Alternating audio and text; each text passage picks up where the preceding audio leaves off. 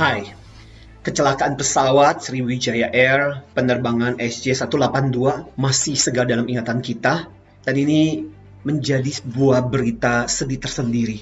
Dan itu menambah deretan panjang kecelakaan yang terjadi yang berhubungan dengan pesawat terbang. Dan saya ingat salah satu teman saya, dia seorang pilot dan dia cerita, ketika kecelakaan pesawat terjadi, sedikit sekali kemungkinan untuk bisa selamat. Buat saya bukan bicara tentang kecelakaannya. Yang saya ingin cerita dengan Anda adalah bagaimana kita merespon pada saat ketika kita harus secara tiba-tiba kehilangan orang yang paling kita kasihi. Entah karena kecelakaan, entah karena kejadian atau peristiwa yang kita nggak pernah prediksi sebelumnya. Berbagai kejadian peristiwa ini membuat akhirnya kita sangat sulit untuk bisa menerima kejadian itu, apalagi melepaskan kepergian orang yang kita kasih tersebut. Makanya, seringkali yang terjadi adalah pada saat ketika seseorang kehilangan orang yang begitu dikasihinya. Bisa saja orang terus-menerus hidup di dalam kenangan dan sulit untuk melepaskan. Bahkan kadang ada yang kejadian di mana karena saking menyayangi dan ketika orang itu pergi tiba-tiba, ketika dia bertemu dengan orang yang mirip, itu bisa sampai menimbulkan respon histeris. Seorang anak yang kehilangan ayahnya ketika di usia tua, hanya melihat seorang bapak tua dengan pakai tongkat, itu aja bisa sampai histeris karena ingat dengan bapaknya. Atau ada juga yang sampai mencoba untuk melukai dirinya sendiri, minum obat-obatan lah, mabok-mabokan hanya untuk merupakan kedukaan yang luar biasa. Atau ada yang mencoba dengan cara melupakan begitu saja. Tentu saja berbagai hal tersebut itu dilakukan sebenarnya bentuk dari diri kita untuk mengingat orang yang kita kasih yang pergi meninggalkan kita. Nah, tapi pada kesempatan ini, yuk mari kita belajar bahwa sebenarnya ada sebuah pembelajaran dari kehilangan tersebut. Saya ingin mengatakan bahwa itu nggak nyaman sih, nggak enak. Biasanya apa?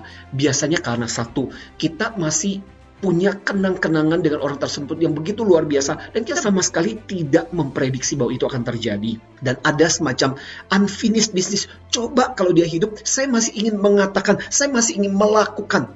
Nah, biasanya perasaan itu yang membuat kita jadi sangat sulit untuk melepaskan orang tersebut. Saya jadi teringat dengan sebuah kisah real tentang seorang istri yang kehilangan suami yang begitu disayanginya.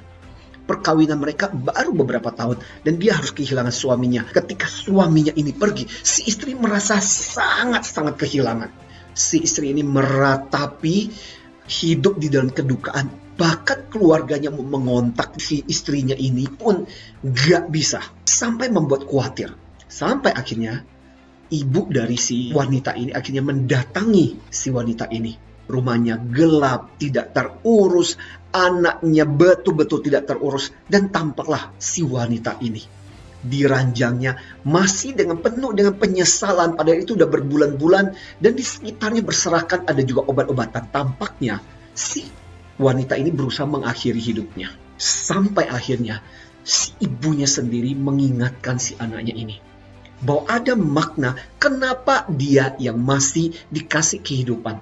Paling enggak, dia masih harus melanjutkan sesuatu yang sudah mereka mulai, yaitu buat anak-anak mereka. Dan paling enggak, pasti si suaminya tidak ingin dia menghidupi kehidupan yang terpuruk seperti itu. Akhirnya, berkat saran dari ibunya, kemudian si wanita ini menjalani terapi. Bersyukurnya adalah si wanita itu kemudian bisa melewati masa kesedihan yang luar biasa ini. Akhirnya malah sekarang bisa membesarkan anak-anaknya dan menjadi anak-anak yang luar biasa. Apa yang ingin saya katakan pada kesempatan ini adalah pada saat ketika kita kehilangan orang-orang yang kita kasih, apa yang perlu kita lakukan? Pertama-tama, secara psikologis bukannya buruk bahwa kita membutuhkan waktu untuk bersedih. Jadi, kalau memang dibutuhkan, ya sudah mengambil waktu selama 1 minggu atau 2 minggu, mengambil waktu secara khusus buat kita untuk merasakan kesedihan itu. Malah ada yang sampai 1 bulan. Waktu proses bersedih itu setiap orang itu berbeda-beda. Ini yang biasa disebut dengan hypotime. Hypotime itu seperti kayak kuda Nil. Ada masa di mana dia harus merendamkan dirinya di dalam air, tapi nggak lama-lama dia akan naik lagi ke permukaan. Sama juga kadang kita harus bisa merasakan kesedihan itu, merasakan kedukaan itu. Dan ini adalah sesuatu yang wajar buat kita sebagai manusia untuk merasakan itu. Tapi nggak boleh lama-lama. Komit untuk segera bangkit kembali. Yang kedua, boleh juga kalau kita merasa bahwa sulit untuk kehilangan orang tersebut, apalagi menghilangnya secara tiba-tiba.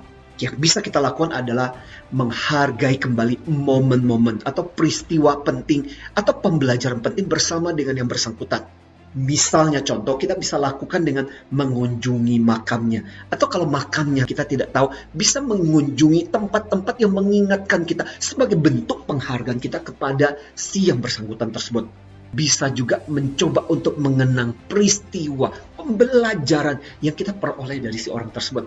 Ini adalah salah satu bentuk penghargaan bagaimana tubuh kita, pikiran kita, mental kita butuh momen untuk merasakan sebelum kita melepaskan. Tapi jangan berlama-lama juga di situ.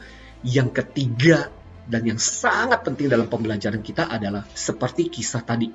Si wanita tersebut akhirnya menyadari bahwa dia masih hidup karena ada sesuatu hal yang masih harus dia lanjutkan, yaitu apa? Merawat dan membesarkan anak-anaknya.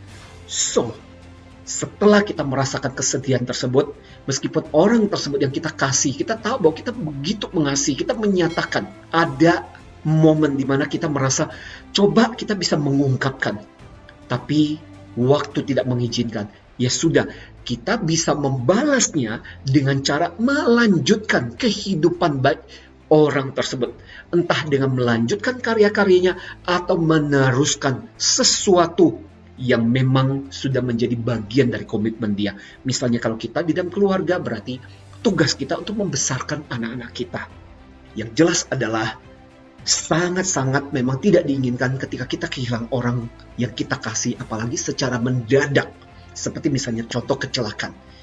Tapi takdir sudah berkata seperti itu, apa boleh buat? Mau marah, mau kesel, mau jengkel, mau memaki, mau menyalahkan Tuhan, itu pun tidak akan memperbaiki situasi. So, jangan membiarkan diri kita semakin tenggelam di dalam pengalaman atau perasaan yang semakin membuat kita semakin terpuruk. Justru yang bisa kita lakukan adalah sekali lagi mencoba untuk merasakan, menghargai, tapi komit. Saya yakin yang meninggal pun tidak ingin kita hidup dengan membuat diri kita terus-menerus menderita. Dia ingin kita punya kehidupan, melanjutkan kehidupan yang lebih baik.